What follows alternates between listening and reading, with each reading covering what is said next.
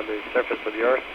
So the way we breathe is pretty much normal. Weightlessness doesn't seem to have an effect at all. Over.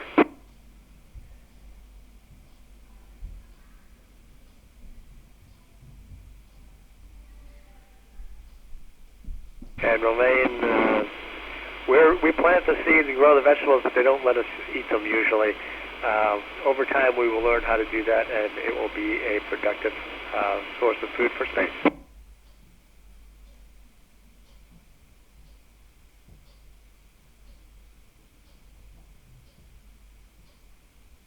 Yes, we actually run on a standard.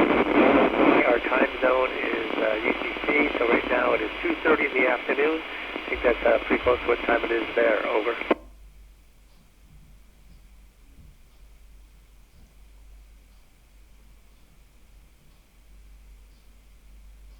Well, the ISS is just an incredible platform, so it's really overwhelming when you first come on board. And the thing I like the most is just the size of it. It's really impressive. Over.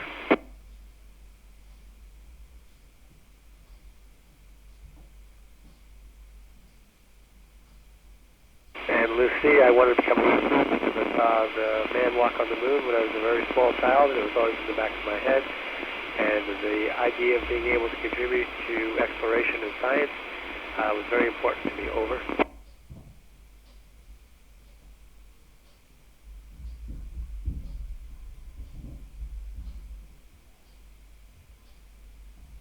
And actually, sleeping in weightlessness is fantastic, at least for me, very well. And I average a bit more sleep here on space station than I do at home. Over.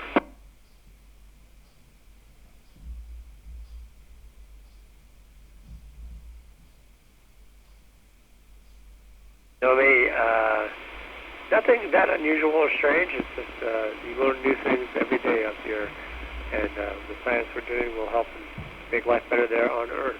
Over.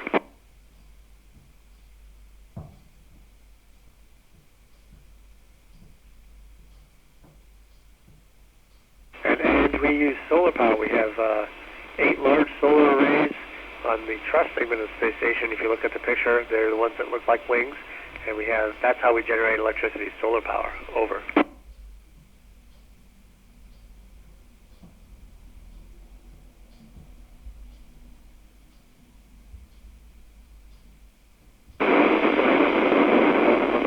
get to go to space, and a lot more will be able to do it. It is, I feel very fortunate, and I feel like I owe somebody something for this opportunity. Over.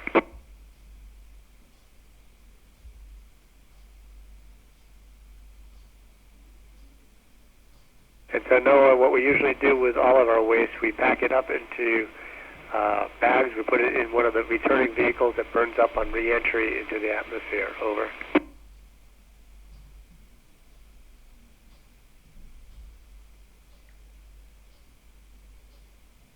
Every mission to the space station has a crew medical officer who's trained to help out if anybody gets hurt. Fortunately, on board here right now, we've got at least one medical doctor and a former EMT. Over.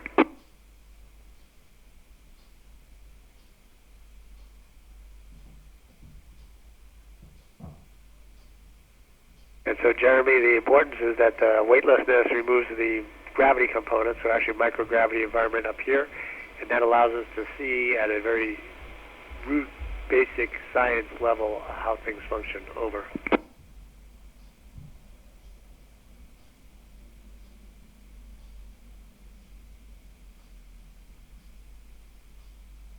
And Lena, we spend a lot of time exercising because that's a big one. Bone density, muscle mass loss. There may be some vision changes. We're learning a lot while we're up here that will help us on Earth and also help us understand how better to adapt to Earth. Over.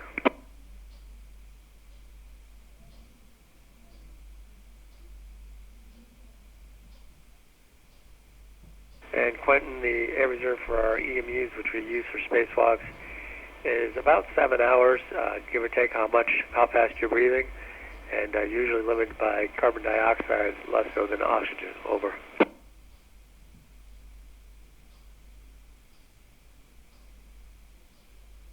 And Zoe, I'm hoping we learn how to cook better in space. It looks like we could have a great opportunity, but really we just reheat things, we warm things here. So people are very creative as to what they can do with what exists on board and reheating. Over.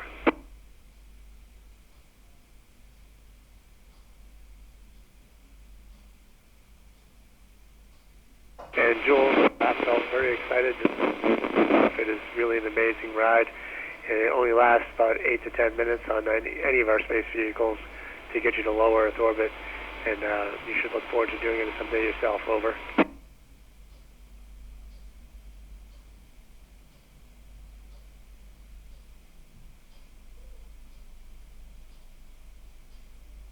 And Tia, yeah, it usually is.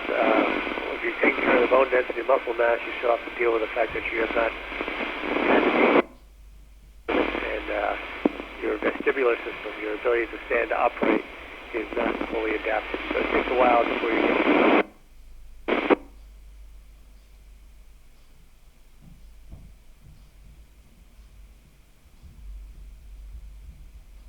And Ellen, I think the best activity in space so far is actually hang out with the rest of the crew. The rest of the crew is great people to sit and talk to. And never gets tired floating, never gets tired looking out the window. Over.